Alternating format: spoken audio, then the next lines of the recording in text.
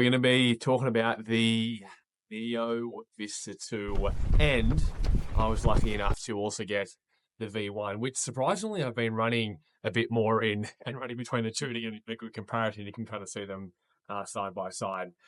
To look at the next, the two compared to the one, the weight and the drop, basically everything is the same, which I don't know how they've done that, but they're saying that it's exactly the same. And although it doesn't feel the same, it's pretty interesting. So all the drop stays the same as the V1, the weight stays the same as the V1, but importantly, there is a big update to how it feels on the bottom. So before, this used to be, it was double EVA through the side. Now we've got EVA on the bottom and then a nice nitrogen-infused TPU. And let me tell you, the difference with that is so noticeable. And I've been looking at some reviews online. It seems people that are a bit big, and I'm 100 kilos, tend to notice it a little bit more, or that's what people have been saying. But I definitely notice that feel underfoot. And I really love something that it's not too compliant and not too soft, but that TPU layer just feels amazing, and it's really different to the V1. So the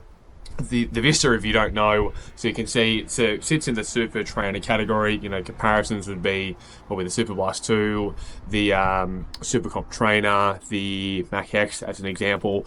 The thing that I love about the Vista is there's obviously quite a bit of foam underneath, but I feel when I hit the ground, I really do love a rocker. I just feel like it's really propelling and really rolls me forward. There's been a bit of critique of the upper, which compared to the V1, I'm going to say that I like the V1 upper a little bit more. The laces were bloody huge, but V1 upper was really, really stretchy, great for people with any kind of foot deformity. Hagelins are a great example. People with either bunions or some bony problems on the outside or inside of their foot, their upper was really stretchy and felt really good. Whereas the upper on this, I find, it just doesn't have as much give. Funnily enough, when you put your foot into here, you don't actually feel very secure and locked in. There's a big gap at the back of the heel, and that's just the way the upper designed. You can see how high it sits, and of course when your laces up, it's nice and tight. But if the shoe's done up well and you get moving, no problems at all. So although it may feel a little bit different when you put it on, you know, you're putting it on in the store, of course you're not going to walk in it, it's a running shoe, but do it up tight, go for a bit of a run, and you should be able to feel the difference. Now, style-wise, awesome. I like this look instead of this look, and I just love a white shoe. But still, for me, the most important thing is that layer of TPU through there. For the injured people out there, and I work with lots of injured people, you have got plenty of room. I haven't put a foot orthotic in there yet and had enough feedback, but heel this works really great with. You can see it's got quite a wide surface area. It's the little metatarsal pads to offload are really good, and I can't see any reason other than the rocker and it just being a big overall shoe, you know, that a foot orthotic feeling okay. But these days the shoes have come so far that, you know, you can get away with just having the shoe itself. Now, having a lot of foam, it's going to have a really high amount of longitudinal bending stiffness, which is going to be great. Any below knee pathology, you know, the ankle, anything through the metatarsals, recovering met stress fractures, anything between the mets like a neuritis, or probably more commonly known as a mortise neuroma, into intermetatarsal bursitis, anything plantar met head, anyone that's got any kind of plantar forefoot pain, it's going to be great. Really big wide surface area as well, so you've got pretty good, you know, force redistribution. Difference from the 2 to the 1, you can see how they've filled this in, and for me that just makes it feel a whole lot more stable. Of course, going around the corners, just being higher off the ground, there's going to be a little bit of frontal plane movement, but you expect that with this kind of shoe. It's not a shoe anyway designed to go off-road or kind of running around in the corners, but straight line on the concrete, you know, feels amazing. I've used this 200Ks now. I've done 30K long runs, I've done 5Ks, I've done a couple of pickups in it, and it feels really, really good.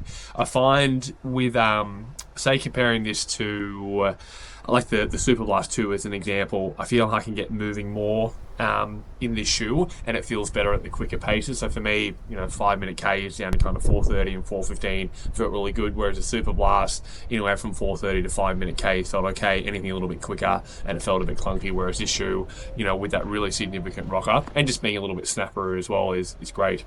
So overall, I like the V2 version a whole lot more, and I think this shoe, probably looking at it, you might think it's not going to work for you, or it looks a little bit too different from the traditional jogger, but once you get your foot into it and, you know, go for a run, you can see it's going to work really well for a lot of people. Any below knee pathology, the Achilles, I said the forefoot, you know, the the tendon that runs down the outside, we call the Achilles tendon. That's going to really benefit.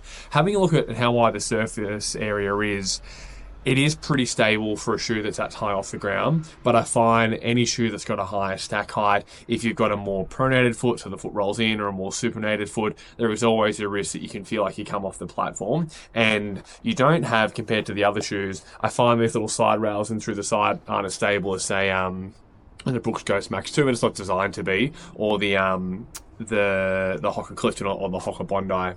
So from a stability point of view, I think you might struggle a little bit if you are more of the extreme of the foot type, and there are probably some better examples out. Sorry, there are some better options out there to just have a fun shoe, but a shoe that's nice and stable. Lacing's all fine. Grip was fine. I did the 30K a couple of weeks ago in the rain. Again, felt really good. No trouble with grip. Durability, it seems like it's going to go okay. I think I've got maybe 550 kilometers in this, and it's still feeling really good. I found this shoe, the V1 that is, took longer to break in, whereas yes, and maybe that's just because of the TPU in through there, it felt amazing, probably around the 40-50K after. Up to then, it still felt good, but it took less to break in. Definitely worth the money. It's a shoe that can do most things. It's one of those shoes you can take away if you've liked that kind of super trainer category, like the Super Blast or the Super Comp Trainer. This shoe is going to be really good. It looks good. And again, if you can find a shoe that you can do most things in, those longer runs with a bit of pickup, and also the short and cover runs, I mean, you're laughing. Money-wise, it's really good price point. I think it's going to be a shoe that a lot of people enjoy. And Mizuno are going to be really doing some cool things at the end of 2025.